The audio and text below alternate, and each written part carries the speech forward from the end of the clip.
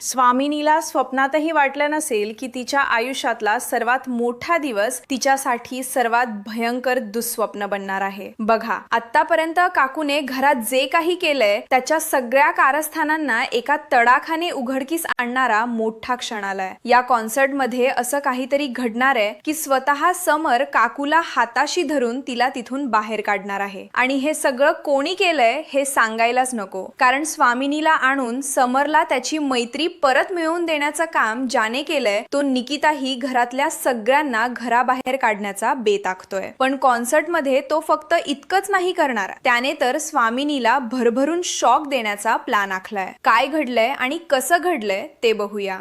इकडे दोन मित्रांची दिलजमाई झालेली आहे। हे दोन मित्र समर आणि स्वामिनी आता शेवटी एकत्र आले, पण या सगळ्याचं श्रेय समर थेटपणे स्वामिनीला देतोय। तो तिला सांगतोय, तू माझ्या आयुष्यात नसतीस ना तर आपण कधीच एकत्र येऊ शकलो नसतो। खरंच हे फुटेज मिळवण्यापासून ते सगळं काही स्वामिनीनेच केलं। मी तर फक्त चालत होतो, पण तूच माझी जिद्द हरली नाहीस। तूच मला एकत्र आणायला सगळे प्रयत्न केलेस आणि शेवटी ते फुटेज मिळवलंस। तुला माहितीये का, इतकं सगळं करून सुद्धा ते फुटेज मिळवणं किती कठीण होतं। या सगळ्यामुळे आता स्वामिनी आणि समर यांच्या आयुष्यात एकमेकांचं स्थान इतकं वाढलंय की त्यांच्यात आता कोणीही काहीही करू शकणार नाही। जर हे दोघं वेळेवर एकत्र आले नसते तर खरंच काय झालं असतं कोण जाणे।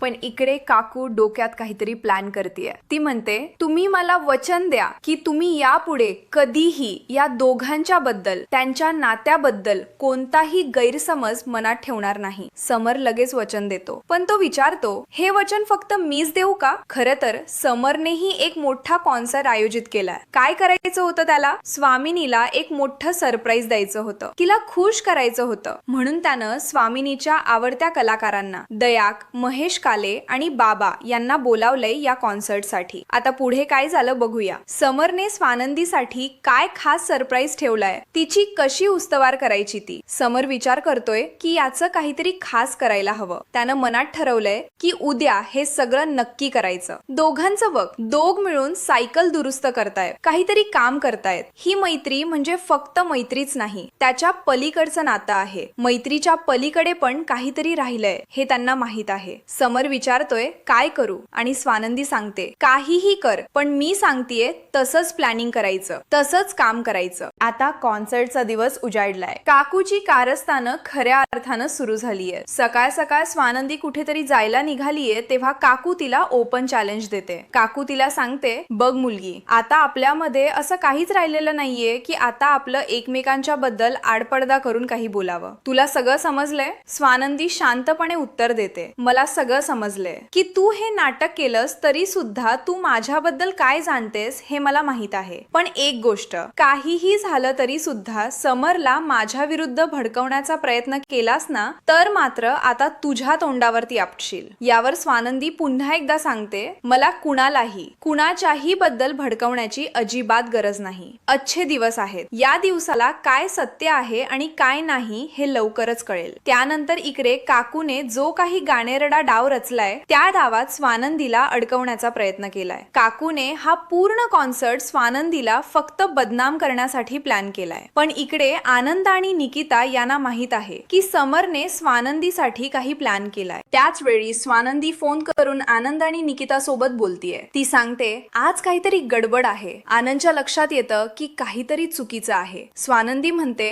काकूला कॉन्सर्ट बद्दल समरनं सांगितलं नाही आणि या कॉन्सर्ट मध्ये काकू काहीतरी गडबड करणार आहे। निकिता तिला समजावते, काहीही झालं तरी स्वानंदी, तू तिकडे गेलीस तर तुला समजेल की काकू काय कारस्थान करतीये आणि ते आपल्याला थांबवता येईल। स्वानंदी ठरवते, ठीक आहे, दोघं लवकर यायला हवं, लवकरात लवकर। इकडे कॉन्सर्ट मध्ये काकूनं आपल्या माणसांना इशारा केलाय, काहीही झालं तरी सुद्धा आज स्वानंदीला संपवायचं। या कॉन्सर्ट मध्येच स्वानंदीवर हल्ला करायचा काकूचा प्लॅन आहे। आता इकडे सगळे कॉन्सर्ट मध्ये व्यस्त असले तरी काकू लगेचच खूप मोठं प्लॅनिंग करतीये. या सगळ्यामध्ये काकू खूप मोठं प्लॅनिंग करत असतानाच अचानक निकिता आणि आनंद स्वानंदीला बाजूला घेऊन जातात. स्वानंदीला बाजूला घेऊन आनंद आणि निकिता तिच्यावर विश्वास न ठेवता आपल्या साथीदारांसोबत दोघांच्या मागे थांबतात. आनंद हे सगळं पाहून मागे वळून बघतोय. त्याच वेळी इकडे स्वानंदीवर हल्ला करणाऱ्या गुंड्यांसोबत समरने काकूला पकडलं. प्रेक्षकांनो, हा फोन कॉल आनंदने केला होता. स्वानंदीला आता हा प्रकार असाच घडलेला आहे हे कळतं. प्रेक्षकांनो, एकाएकीच आता मात्र इकडे समरचे डोळे उघडलेत. स्वानंदीवर होणारा हल्ला तो थांबवतोय, पण या हल्ल्याच्या मागे असलेला मास्टर माइंड काकूला सुद्धा त्याने पकडला आहे. आता काकूची खरी कारस्थानं बाहेर येतात. त्या फुटेजमध्ये एक गोष्ट दिसली. काकूने स्वानंदीला हे सगळं कसं सांगितलं होतं उत्तास, आणि म्हणूनच आज तुझा मागोवा काढला. समर म्हणतो,